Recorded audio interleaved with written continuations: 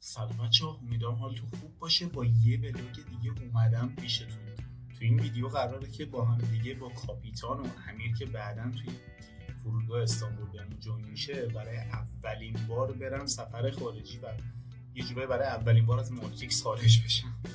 ولی خب در هر صورت هیجان دارم برای اولین سفر خارجی و گفتم که این حس و حال و کلاً این سفر رو باهاتون در میون بذارم. به نظر من خیلی قراره خوش بگذره و دوستم امیر رو قراره که بعد از 2 سال و نیم تقریبا ببینم دیگه. یه چیزی نزدیک به 3 سال داره میشه اگه اشتباه نکنم. خواستم که این لحظات رو باهاتون در میون بذارم دیگه. الان ساعت 7 صبح شنبه است، 2 دی‌ماه و کاپیتان وایسادم بیا دنبالم ببینیم که چی میشه.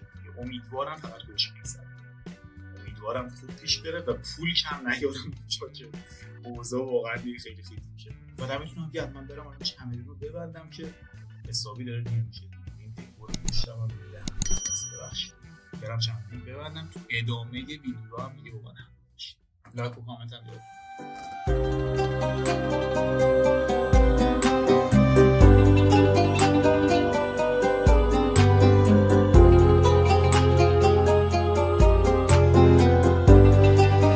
کاپیتان نظر در مورد این سفری که قراره بری چیه؟ جدی؟ به به. آقا اشغال به راهه و رسیدیم فرودگاه رو ببینیم که چی میشه. اگه ایرادی بهمون نگیرن و مشکلی پیش نیاد دیگه رفع زحمت بکنیم و یه چند روزی خدمتتون نباشیم. آها بله قرار ریز جزئیات این سفر قرار بگیرید.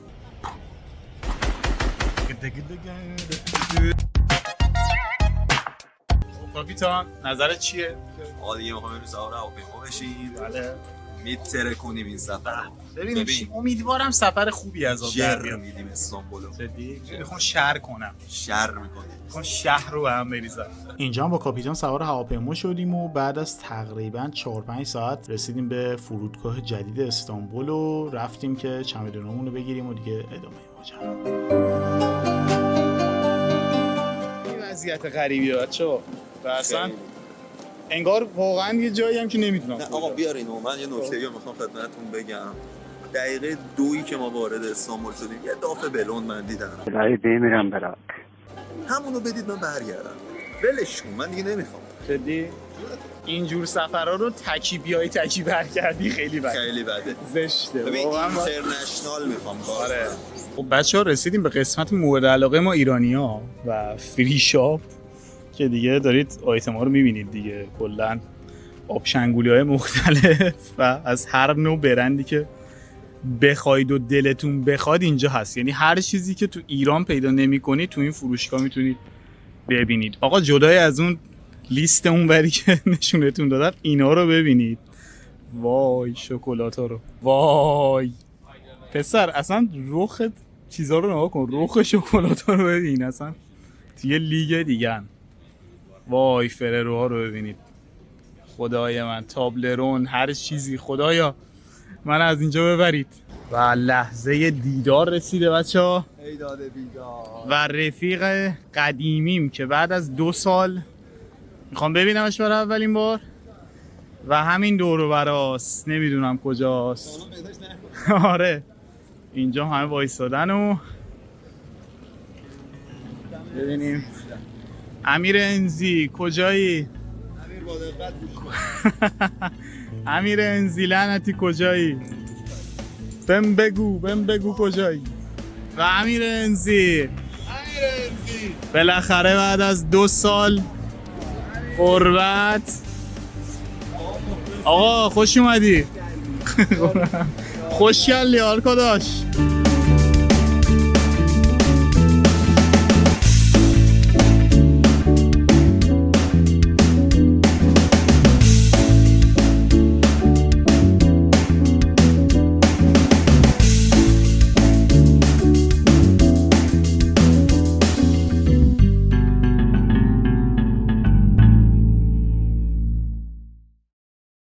با امیر روزبه سوار اتوبوس شدیم و خواستیم بریم سمت شهر و سمت همون خونه‌ای که قرار بود توش اقامت داشته باشیم و انقدر هممون خسته بودیم که اصلا ویدیو گرفتن یادم رفت.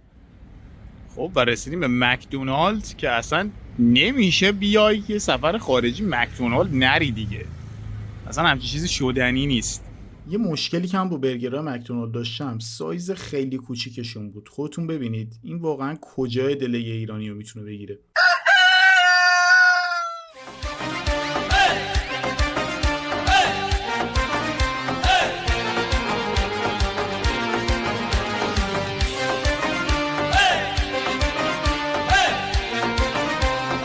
رسیدیم به پاساژ جواهر که میگن مثل اینکه تو ترکیه خیلی جای معروفیه، استانبول جواهر. حالا اگه بخوام ترکی بگم و بریم ببینیم که کجاست دیگه. خلاصه میگن قیمت‌ها اینجا مناسب و لباسای قیمت پایینی داره. البته من که کلا بعید میدونم بتونم لباس بگیرم تو این سفر چیزی. رخ کارو بریم ببینیم که اینجا کجاست. چقدر قشنگه اینجا، یعنی واقعا این پاساژ خیلی شیک و زیباست. نگاه بکنید کلا تزیینات کریسمسی و دیگه کلا میبینید دیگه. بعد اون درخت وسط رو نگاه کنید، درخت کریسمسی شو اصلا یه چیز عجیب غریبیه. اون بابا نوئل همون پایین دارید ببینید، دوستانی که دارید عکس میگیرید. چرا بابا نوئل زن نداریم؟ آیا این تبعیض خب ماما نوئل دیگه چرا نداریم؟ آبی تا این جواب به من میدی؟ چرا ماما نوئل؟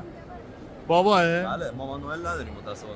بچه‌ها میایم سراغ قسمت گیمینگش. از پلی استیشن شروع میکنیم و این شلفا که عملا هیچ بازی خاصی توش نیست، یعنی کلا نمیدونم. بیا مثلا به قیمت بده دیگه. بس اینجا FC 24 تقریبا در تو 4 خورده. مشی از ایران. الان یه کنترلر بچه‌ها قیمت کرده بودن صبح اگه اشتباه نکنم. آره قیمتش 1 میلیون خورده گرونتر از ایران بود دیگه. 4.5 تا 700 واسهتون. یا مثلا الان یه اسپیکر من رفتم قیمت بکنم که فیلیپ 6 تو ایران در میاد نزدیک 6 تومن، اینجا در میاد 11 تومن. کلا بحث الکترونیک اینجا خیلی جالبه. آره کلا کالای دیجیتال به نظر من نباید از ترکیه خرید کنیم واسه قیمتی که داره. بازی شانشیک یا بره ناقلا رو داریم. بله اینا رو بهتون توی پک باندل میدیم. فارماگدون با 2K درایو و Everybody Want to Switch. بازی‌های سویچ یه مش آتاشخال خیلی ضعیفی. مش اینا رو قانع کامیونیتی نینتندو ایران بریزن تو پیج همین بکشنش کنن. دیدی چه کسچری گفت؟ رد شو بابا رد شو. و اینم قسمت ایکس باکسشه. ایکس باکس سریز ایکس 1 ترا باندل دیابلو 4شه. 32,000 لیر تقریبا در میاد. 64 میلیون. خیلی گرونه. همون 60 میلیون. واقعا گرونه. و ایکس باکس وان ایکس 30,000 دلار. نمیدونم با چه. چرا 30,000 دلار؟ 30,000 لیر. چرا واقعا سریز ایکس 60 میلیونه؟ نمیدونم. سریز اس هم مدل عادی 16,000 لیر و سریز اس مشکیش هم که جدیدن ریلیز شده اینم 20,000 لیر. بچه‌ها اینجا میرسیم به کنسول دستی ROG Ally که چند وقتی میشه به مارکت اومده. رقیب سویچ دیگه، رقیب سویچ و یه جورایی رقیب مستقیم استیم دک که پشتش هم دارید میبینید و دیگه جینگول وستونه اینا اون پشت و RGB و اینا رو داره پشت خودش و اینم که خودشه دیگه ویندوزه و کلا گیم‌ها رو میتونید از طریق پلتفرم مثل استیم و اینا، اپیک لانچر و خلاص همچین چیزایی روش دانلود بکنید. کانفیگ خیلی قوی هم داره و سری ROG ایسوس هم هست دیگه، یعنی قوی ترین کانفیگایی که تو سخت افزار ایسوس رو پیدا می‌کنید تو رده ROG. به نظرم کنسول دستیه که اوکیه ولی من استیم دک رو شخصا ترجیح میدم، به خصوص اینکه یه مقدار عمر باتریش هم کمه. هارد 512 داره، SSD 512 و یه مشخصات دیگه‌اش هم نزده. AMD Ryzen Z1 هم CPU شه و 33,000 لیره. باید بهتون بگم که اینم توی ایران ارزون تره. این دستگاه دیوایس رو توی ایران خیلی ارزون تر میتونید بگیرید، حدوداً 44-5 میلیونه. و اگه اومدی ترکیه من به نظرم از اینجا کنسولینا نخرید، چون واقعا نمیصرفه. از همون ایران و راسته توپ خونه برید کنسولینا بخرید، به نظر من خیلی قیمتش مناسب تره تا اینجا. اینجام که بازار میدون تقسیمه، بازار تقسیم. میبینید دیگه چقدر شلوغه. الان هم که دیگه شب کریسمسه، کلا خیلی شلوغه. این روزهای آخر سال اینجا تو استانبول و تقسیم عجیب و غریب شلوغه. ای وای من، ای وای من. اینا رو نگاه کنید. اینا دقیقا نمیدونم بهش چی میگن، ترکیبی از آب نبات و شکلات و همچین چیزایی، ولی نگاه کنید ببینید چیه. اونا رولیاشه و اینا هم ساداش. این میوه‌یاش فکر کنم خیلی خوشمزه باشه. نخوردم تا حالا از اینا. اگه شما خوردید تو کامنت ها برام بنویسید.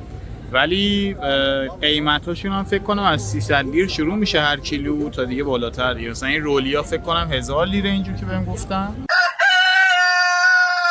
آقا اومدیم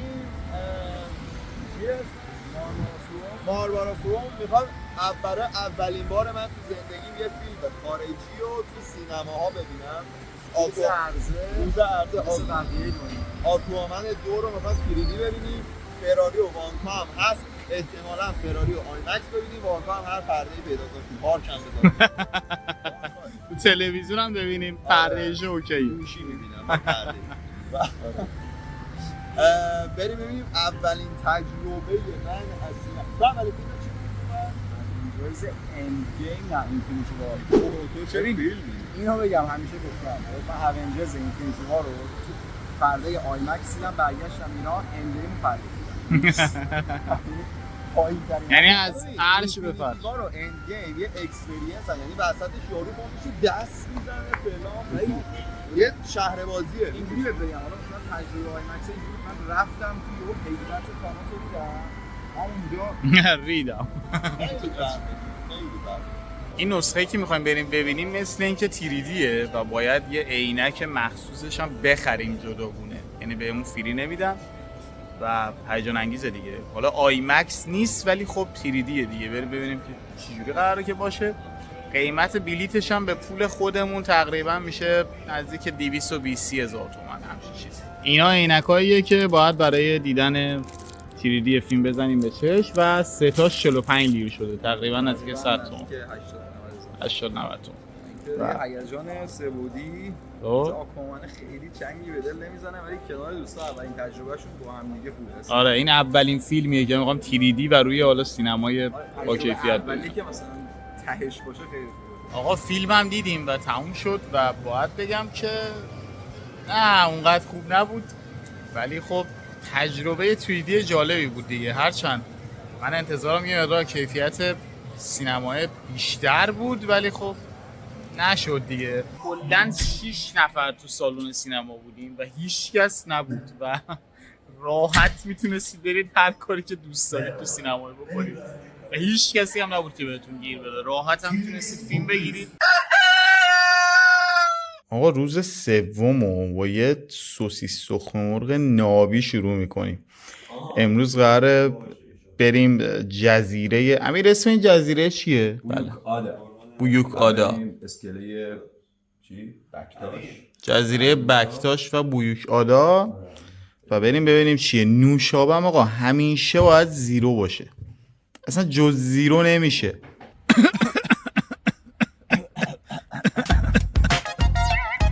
صدا سگ. آقا من یه سوالی دارم، این تاکسی‌های ترکیه چرا اینجوریه؟ یعنی اوبر آره. این اوبره. قبل یه بی تاکسی بود. یارو سوارت میکنه میگه من اونجا نمیرم. مشکل از توئه. اولش انکار میکنم، گفت اینجا کجاست؟ کاباتاش نشیدم. میگه کاباتاش نه ترافیک نمیدونم. اینجا هست، به اسم یارو هست، عکسش هست. آره. اینجا میری که این نیست. مثال دارم مثلا. بعدش مجبور شد اوبر بگیره. بعد تاکسی‌ها اینجام تاکسیمتر داره. بعد به ازای هر مسافتی که بره یه پول بیشتری ازتون میگیره. یعنی خوراک اینا یه خوراک ایرانی جماعته. آقا الان هم داریم وارد اون کشتی میشیم که میره به بوروکادای اگه اشتباه نگم. اینجا اسکله باکاتاش. اسکله باکاتاش اینجا. کاباتاش. اسکله کاباتاش. اینا دار اسم عجیب غریب داره. چقدر رو آبیم؟ تقریبا 1 ساعت و 45 دقیقه رو آبیم و جزیره به شدت بکر و خوشگله. واه.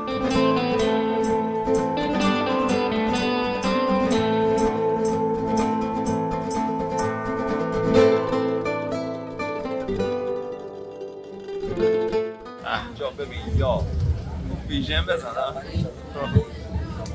یا اینجا کشتی وسط سوراخ تایتانیک کجا؟ کجه؟ خوبیه واسه مردن چون دار کش دارم میکنم ولی قلقه ولی نه حالا بیشوخی عشق آقا این لباس اسکیمویه که قشنگ مثل کلاغ میمونه اینجا خوراک اینه پر بزنم برم.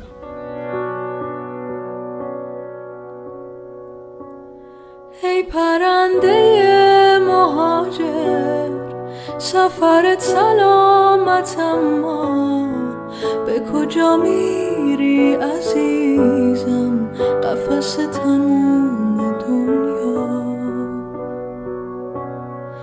روی شاخه های دوری چه خوشی داره صبوری وقتی خورشیدی نباشه تا همیشه سوت و کوری. بچه‌ها از اونجایی که من هر موزیکی بذارم کپی رایت خواهد خورد یه موزیکی رو همه فازشو با هم بگیریم بریم. یکی برسه به دادم و یکی دادم از نامای رازی داره عشق نمید یه باره مثل اون کسی نداره و برای ستایی یه دونه باز خدایی حرف زنات قشنگه. و اینجام رسیدیم الان توی بویوکاداییم اگه اشتباه نکنم جزیره بویوکادا. اینجا دقیقا مسیر ورودی جزیره بود و بچه‌ها وارد شدیم و تا شبم تقریبا اونجا موندیم و انقدر بزرگ بود که کامل نتونستیم همه جای جزیره رو بگردیم.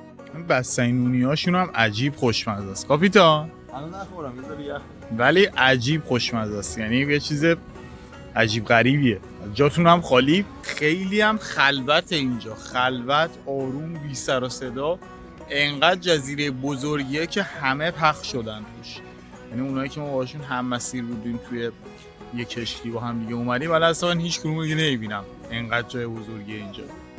واقعا حسابی جاتون خالیه این جزیره بویوکادا اصلا من احساس می‌کنم اگه کسی اینجا زندگی کنه دیگه پیر نمیشه و اگرم پیر بشی اینجا حداقل زندگی خیلی با آرامشی قراره داشته باشی و کلا زندگی هم اینجا جریان داره همه چیز هست هر جور مغازه و کلا هر چیزی که مورد نیازتون باشه توی جزیره هست و دور و برش هم کلا دریاست این چیز عجیب غریبیه و من به نظرم این که آدم بتونه اینجا زندگی کنه از اون هیچی هم نداشته باشه نه اینترنت داشته باشه نه نمیدونم هیچ امکانات دیجیتالی هم نداشته باشه اینجا واقعا زندگی کردن خوش میگذره و گذر زمان رو رسما حس نمی‌کنی. الان ما تقریبا نزدیک 2 ساعت فکر کنم توی جزیره باشیم ولی اصلا انگار نه انگار همه چیز برای من تازگی رو واسه یه تایتانیک برید یه تایتانیک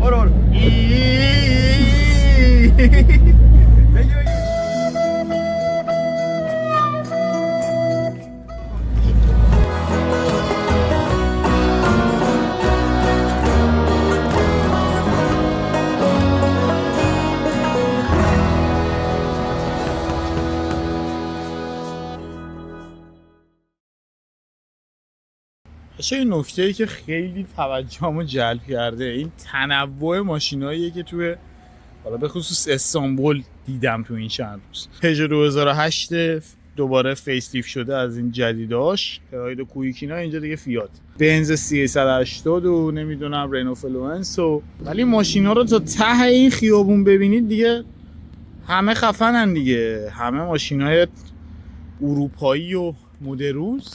جای تأسف داره که واقعا اینقدر ما لحاظ واردات ماشین مشکل داریم بعد کلا ماشینامون خلاصه شده تو کویک و 207 و نمیدونم دناپلاس و اینجور آشغالا که ملت ما براش سر و دستم بیشکنن واقعا عجیبه. و آقا رسیدیم به کره‌خوری شبانه و ببینید ساندویچ کلا اینقدره لای نون لواش هم هست و یکم داره از من فیلم میگیره. It was at this moment that he knew he fucked up. خیلی زجرگری شد و این ساندویچ کباب ترکی مطالعه نون لواش اشتباه دارم میگم و زیرو هم که مثل همیشه عشقه دیگه یا اصلا جز این که نمیشه گفت و امشب شب خیلی خاطره انگیزی بوده حالا دلیلش رو نمیتونم بهتون بگم ولی شب خیلی خاطر انگیزی بوده و بزنیم و کره خوری ساعت نزدیک 5 صبح.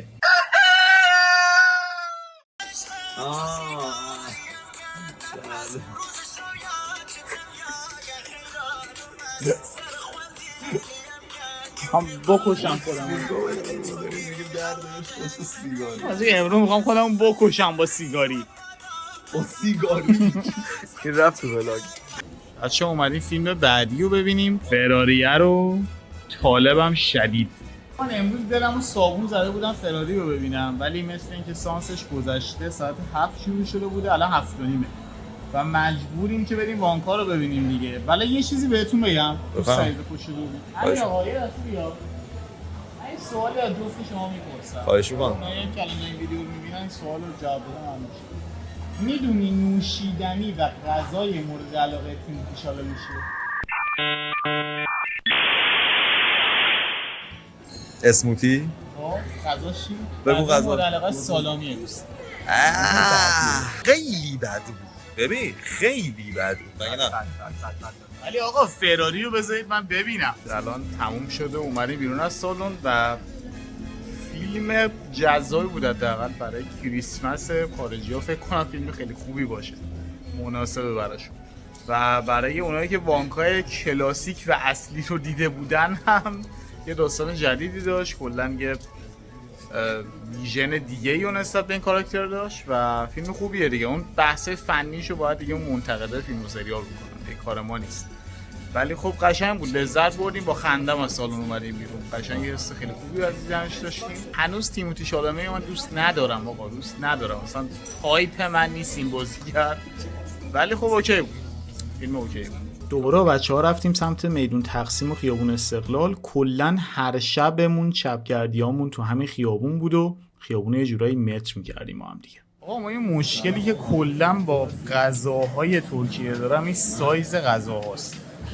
واقعاً سایزش اونقدر بزرگ نیست و اگه خیلی بخور باشید به نظر من این غذاها واقعاً نمیتونه اونقدر چیز باشه. 570 لیر این دوتا غذا شده، این دوتا میز که اسمشون هم دیگه یادم نیست دیگه. ولی در کل امیدوارم حداقل مزهش خوب باشه. مشکل دیگه ای که رستوران اینجا داره اکثرش اینه که شما سس بهتون نمیدن. الان نگاه بکن، این سس پولش هم میگیرن ازتون. این الان مایونزشه مثلا، این الان سس گوجهشه. حالا اینا رو دیگه خودمون جدا گرفتیم. اینجا کلا سس روی میز وجود نداره که بگی آقا مثلا حداقل با سس یه جوری غذا رو میخورم بره پایین و باید سس هم براش جدا هزینه بکنه. بعد نوشابه پپسی هم که اینجا دیگه زیرو نداشت، اینجا مجبور شدیم که به همین اکتفا کنیم. A few hours later. آقا من یه چیزی بهتون بگم، این سه کار رو تو ترکیه نکن. اومدی ترکیه کلاب نری. تکراری نرو. یعنی خودت قبل تو خراب نکن. آقا تو میری ترکیه فکر می‌کنی عجب و فردا میری یورو همونجاست کارش هم. حداقل بر بزن. آره وقتی فردا شب میاد حداقل ببین پسره همون بود، اون توایساده بود با رفیقش هم همون بود. حداقل پسرا تو یک نفر جدید بیار. هیچ وقت فکر نمی‌کردم وارد ماتریکس شم خودم وارد ماتریکس. به غیر از ما کلا مشتری نداشت. یه فلش رو داره پخش میکنه، دیجی چه نیازیه؟ خب یه فلش پلی میکنی دیگه. اول خوب نیست ولی خب من تاییدی میزنید پرشه 320 جدید رسیدیم، نیو فیسش، بنز 200 دی. این که دیگه اصلا دیگه هیچی دیگه، بی ام و آشبکو که دیگه هیچی. بی ام دبلیو البته. ماشینای چینی هم اینجا زیاده، ماشین چینی هم اینجا زیاد میبینم. رسیدیم به بازار ایوسوفیه که حالا مسجدش هم الان بغلشه. بازار آراستا اینجا محسوب میشه. اوکی. تو خیابون تو خیابون ایوسوفیه است و دیگه همون بازار خودمونه دیگه. 15 خرداد خودمون محسوب میشه اینجا. گرواسخون استانبول هست. بله. اینا تو ایران نیست، جای دیگه پیدا نمیشه اینا استاد. اوکی. اینجام که خود مسجد ایوسوفیه است و دیگه این مسجد هم میبینید. اینو نمیدونم چی حقیقتا، ترکیم دیگه اونقدر خوب نیست بدونم این چیه، ولی خب اینم به نظر یه مسجدی میاد و توش فکر کنم موزه باشه تا جایی که اشتباه نکنم. و منارا رو ببینید چقدر خوشگل و عجیب غریبه. اینجام که دیگه اصلا عکسایی گرفتیم که نگم براتون چه منارای خوشگلی داره و عجیب خوشگله اینجا. آقا جاتون هم حسابی خالی دیگه، جای گردشگری مهم استانبول دیگه. بلال وسط مسجد ایا صوفیه باشه. بس با این کس و شره. خدای تهش ما به اصل خودمون بریم. قشنگ دور و بر میدون آزادی همش چیزی رو میشه خورد راحت بده بره قشنگ. خب چند لیره این؟ 25 لیر. آقا اومدیم توی این مرکز تاییدی که اومدیم سینما. اسمش رو از من نپرسید. امیر جان اسم این پاساژ چیه؟ نیشانتاشی. آره اومدیم توی پاساژ نیشانتاشی و توی در واقع رستوران واگاماما که خیلی رستوران معروفیه، غذای ایژن کلا تخصصشون. و این چیزیه که من سفارش دادم. اینم دقیقاً دوستان اسمش چیه اینا که دارید می‌خورید؟ بله. غذاهایی که قشنگ فقط تو انیمه و انیمیشن‌های ژاپنی می‌بینی. بیس اصلی داره که بیس اصلی داک اودک داره. ما کافی استیک حالا ویجیتریان هم میزنن که مثلا معمولا مثلا یه پروتئین معمولا سرو میشه و این مدل فاز سوپیه، یعنی مثلا این مدل آبکش شده مثل انیمه نیست. نزدیکترین تجربه‌ای که نزدیک به این غذاها میتونید توی ایران داشته باشید تایفوده که حالا سعادت آباد. آره آدرسش رو حتما براتون میذارم. سمت سعادت آباد تهران میتونید همچین غذای آسیایی رو بخورید و غذای تایلندیه در واقع. و اینم که اون سوشی اسمشو نبریه که برای اولین بار قراره ازش تجربه‌ای داشته باشیم ببینیم که چیه. من تا حالا سوشی نخوردم، نمیدونم قرارش تجربهش چطوری باشه، ولی خب امشب قراره که برای اولین واسابی تندترین صوص دنیاست. صوص واسابیه این. صوص نیست. واسابی نوع گیاهه. به عنوان حالا در واقع بغل غذا استفاده میشه. آخر غذا اگه میخوای اول غذا تست کنی یه کوچولو خیلی لیست کنی چون انقدر تنده که ممکن اصلا مزه و اون حالت زبونتون رو سرو کنه نتونید درست مزه رو چیز کنید کس کنید. رسم سوشی خوری رو میخوایم به جا بیاریم. رسمش چجوریه؟ یه ذره سویا سس بریز تو اون ظرفه. من بذارم. اصولش رو باید رعایت کنیم. و اینکه مثل کاپیتان با چنگال اونو بر ندار. با دست بردار. با دست بردار. مشکلی نداره. میرم این تو. یه چیزش کن، یه دیپش کن اون تو و برو بالا. یه جا گاز نداره، یه جا چون مزه باید میکس شه با هم. امیر دوست نداشت. چجوریه؟ نه اصلا دوست نداشت. خب ببین بعد جشنواره مزه است و یهو تو دهنت چون هی داره میکس میشه مزه‌های مختلف میاد. چند تا مزه انگار مثل یه بمب چند زمانه است میتره که هی مزه‌های جدید میاد تو دهن. دست با شیسه. بس با این کس و شره. رستوران کارش ده. یعنی حالا با اینکه من غذای آسیایی اونقدر دوست ندارم. آره تایپش نیست ولی خوششون. ولی واقعا دمش میگم غذای خوشمزه‌ای بود. اگر اومدید سر ترکیه و استانبول اینا دیگه خلاص کلا هر جای دنیای جز ایران بودید آره دنبال هر جایی به جز ایران اینجا شعبه داره. واگاماما رو اگه دوست داشتید امتحان بکنید. تست کنید. الان بریم فراری رو ببینیم که فرار نکنه. بعد از اون غذای دلچسبی که زدیم تو رستوران که اصلا الان تا ناموس خوردم و الان میخوایم بریم بشینیم فراری رو ببینیم. امیدوارم فیلم خوبی باشه. برای منی که کلا ماشین بازم و علاقه موتور اسپورت و ماشین دارم به نظرم این فیلم میتونه خفن باشه. نشستیم فیلم رو دیدیم. این تبلیغی هم که دارید می‌بینید تبلیغ فیلم آتاتورک 2 یکش هم نه 2 و اینکه خلاصه کلی برای ترک‌ها این فیلم مثل اینکه اهمیتش زیاده. فیلم فراری هم دیدیم. سومین فیلمی که من تو ترکیه تو این سفر دیدم. بچه‌ها نظرتون؟ فراری مثلا مایکل مان فراری. بابا به نظر من یه فیلم به شدت معمولی. IMDb 6 و 8 کاملا حقشه. 6 و 8 باز خوبه. 6 و 8 حقشه. یعنی به نظر من میتونست به رو 6 نه 6 و 8 هست و اینکه چند تا سکانس خوب داشت ولی اونجوری که باید نتونست مثلا اون فراری رو واسه من بشناسونه. دقیقاً مشکل فیلم‌های بایوپیک امروزی بعضیاشون نه همشون اینجوریه که صرفا میان تو رو موضوع شاید اگه بهتره کنن علاقه‌مند کنن تو تاش بری ویکی‌پدیاشون رو بخونی 2 تا مستند الان اصلا من میدم که شما توضیح بدید. مشکل اینه که صرفا یه قطعه یا اصلا به نظر من قطعه‌ای که این فیلم انتخاب کرده بود واسه نشون دادن فراری شاید تاپ 5 چیزای جذابی که راجع فراری میتونستن نشون بدن هم نبود. این ژانر چیز اصلا خیلی محجوره، ژانر فیلم‌های با موضوع ماشین و کلا حالا تمرکز روی ریسینگ. حالا این فیلم حالا ریسینگ محسوب نمیشه ولی خب کلا شاید در سال مگه چند تا فیلم با تمرکز روی ماشین میاد. در کل اوکیه برای اونایی که عشق ماشینن، عشق اینن که آقا سرگذشت فراری رو بفهمن، یه قسمتی از زندگیشو به نظرم اوکیه. شما فیلم چند میدی عدد؟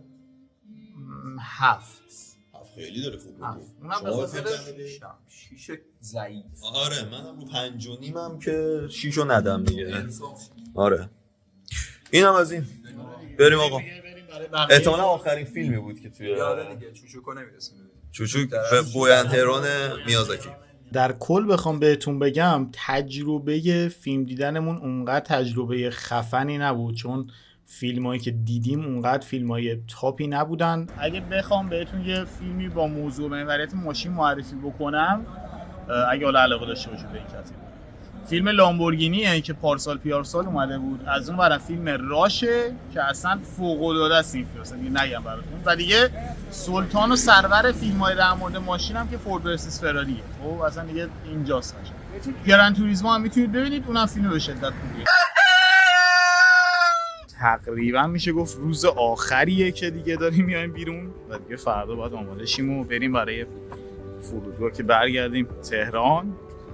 ولی عجب ویو خفنی داره اینجا، قایقا رو ببینید و عجیب غریب آقا، واقعا جاتون خالی، حسابی جاتون خالی و از این ناراحتم که قرار خیلی زود برگردیم و کاش میشد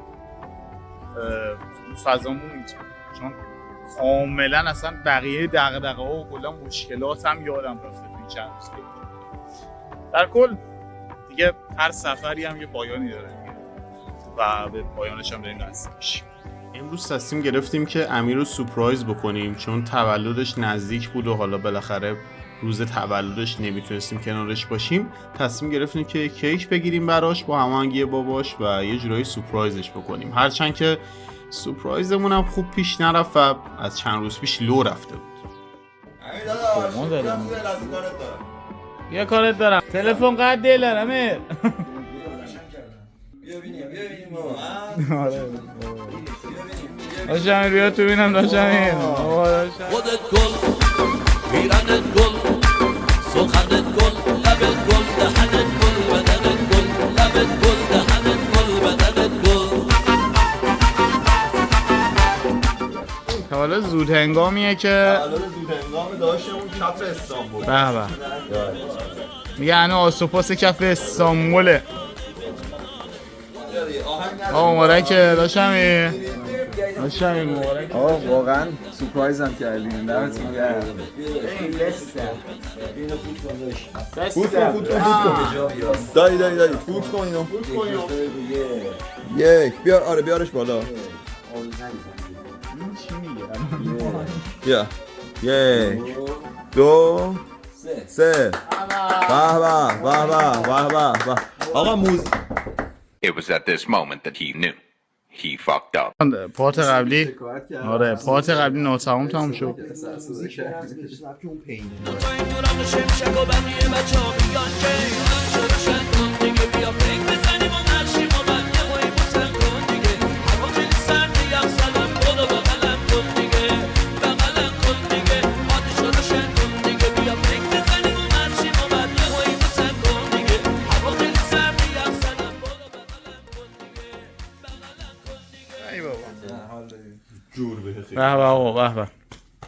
خب بریم برای مراسم کیک خوری و بعدش هم انشالله کره خوری دیگه. سلامتی امیر میریم بالا. میگه نه دیگه، نه بیا اینجا یه لحظه میگه بعد سلامتی پدر بزرگم پیکارو میرم بالا میگم موش. الان 30 دسامبر 2023 و روز آخر ساله دیگه رسما. روز آخر سفرم. روز آخر سفرم دیگه. الان ربیع الاول. ربیع الاول تو بخورم بابا. ربیع الاول دوباره اومدی؟ بله خار کن. دوباره اومدم.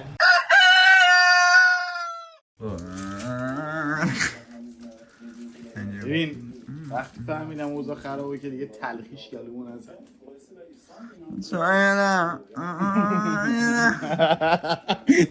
ناله میکنی این دیگه ناله میکنی ناله کن کش شب آخر باخته. اینو بگی احمد کیک میخوره. سفر نداشت بدترین قسمت سفر همین آخرشه دیگه، زمانی که میدونی لحظه آخره و قراره که برگردی به خونه زندگی معمولیت و امیدوارم بازم پیش بیاد. در هر صورت باید بگم که این بهترین سفر زندگی من بود تا الان و به نظر من فوق‌العاده بود.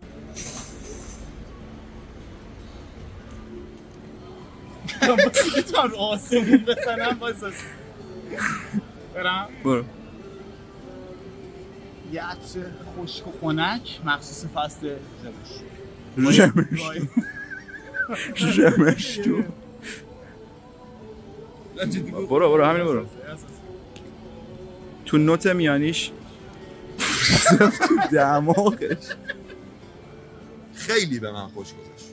خیلی به من خوش گذشت. 8-9 روز بی‌نظیر واقعا یا 3 روزشو اضافه کردیم دیدیم کمه واقعا. بچه‌ها خرج کردن من خرج کردم که بیشتر بمونیم 2-3 روزه رو حداقل دیگه خسته بشیم برگردیم از ترکیه. اوجش هم تو این 2-3 روز آخر بود. آره دقیقاً این 2-3 روز آخر چند تا اتفاق خیلی خفن و خنده افتاد که اصلا پاره شد. خیلی خندیدیم. خیلی خندیدیم. دمتون گرم. مرسی داشتم. دلم واسه تنگ میشه دیگه. عشقاً آقا عالی بغل ستایی آجیه بغل ستایی آقا خیلی سکانس عجیبی.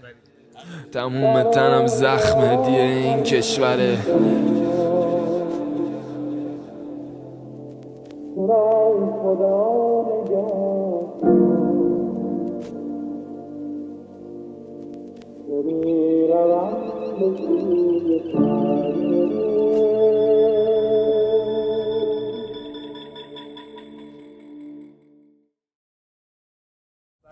الان دیگه داریم کم کم سوار هواپیما میشیم و دیگه محله چکینه، داریم برمیگردیم تهران و ایران دیگه، برسیم به زندگی عادیمون و خلاصه برگردیم به همون وضعیت عادی زندگیمون و دیگه امیرم راهی کردیم و رفت سمت انگلیس دیگه. جاتون خالی بود تو این سفر که داره. من ممنون که تا اینجا اومد همراه بودید. ممنون میشم که کانال من رو سابسکرایب بکنید. یه جمله آخری هم براتون دارم اینه که امیدوارم یه روزی اون قدرت سابق کشورمون به دستمون برگرده که با عزت و افتخار همه جا رامون بدن و اینقدر به خاطر ایرانی بودنمون شرمنده نباشیم اینجایی. امیدوارم و تا ویدیوهای بعدی و ولاگ‌های بعدی هم خیلی زود به دستتون میرسه. به محض رسیدن به تهرانه که میگی آقا بدترین لحظات سفرم خوش گذشت. بنابراین قرمورایی که وسط ویدیو زدیم و نمیدونم البته قول که نداریم که والله داشتیم اشغال می‌کردیم، ولی منظورم اینه که اون جاهایی که فکر می‌کنی کمتر خوش گذشته هم خوش گذشته. اینو یادتون باشه.